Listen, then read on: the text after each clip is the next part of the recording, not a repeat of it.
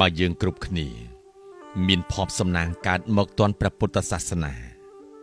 ហើយមានបំណងសិក្សាអប់រំចិត្តដើម្បីដោះស្រាយបញ្ហាជីវិតឲ្យរួចចាកសេចក្តីទុក្ខទាំងពួង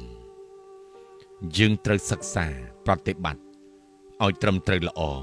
តាមព្រះធម៌របស់ព្រះអង្គតែម្យ៉ាងកុំចំណាយពេលសិក្សាតាមធម៌គ្រូនេះគ្រូនោះច្រើនពេក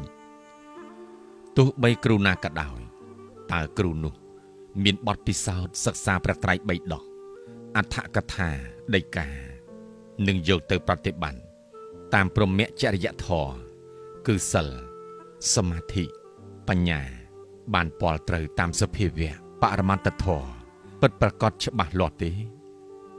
បើយល់ច្បាស់ត្រឹមត្រូវតាមធម៌វិន័យល្អហើយយើងសិក្សាអប់រំចិត្តឆាប់ចម្រើនប្រាជ្ញាណាស់គឺនាំឲ្យមានប្រាជ្ញាច្រើននាំឲ្យមានប្រាជ្ញាក្រាស់នាំឲ្យមានប្រាជ្ញារីករាយនាំឲ្យមានប្រាជ្ញារហ័សនាំឲ្យមានប្រាជ្ញាមុតថ្លានាំឲ្យមានប្រាជ្ញាជាគ្រឿងសង្កត់សង្កិនទំលាយលះបង់នៅបណ្ដាញគំនោកិលេសប្រាជ្ញានេះហើយសម្រាប់លាងសម្អាតចិត្តជាប់ជំពាក់គ្រឿងសៅមងដែលជាប់ស្អិត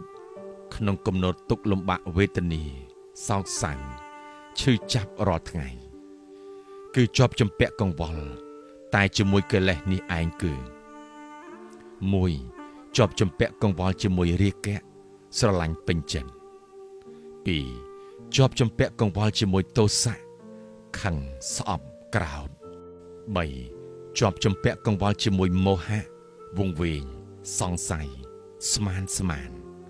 4ជាប់ជំពាក់កង្វល់ជាមួយទិដ្ឋិយល់ខុស5ជាប់ជំពាក់ជាមួយមេនៈប្រកាន់ច្រើន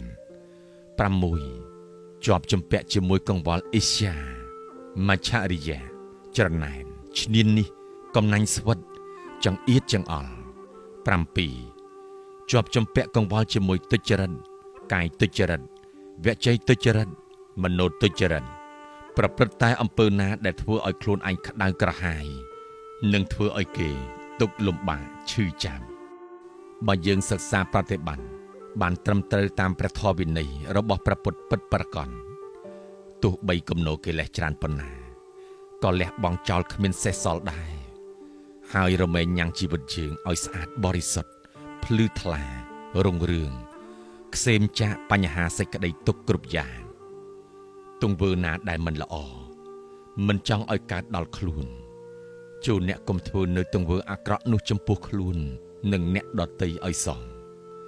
ភិក្ខុធម្មថេរោ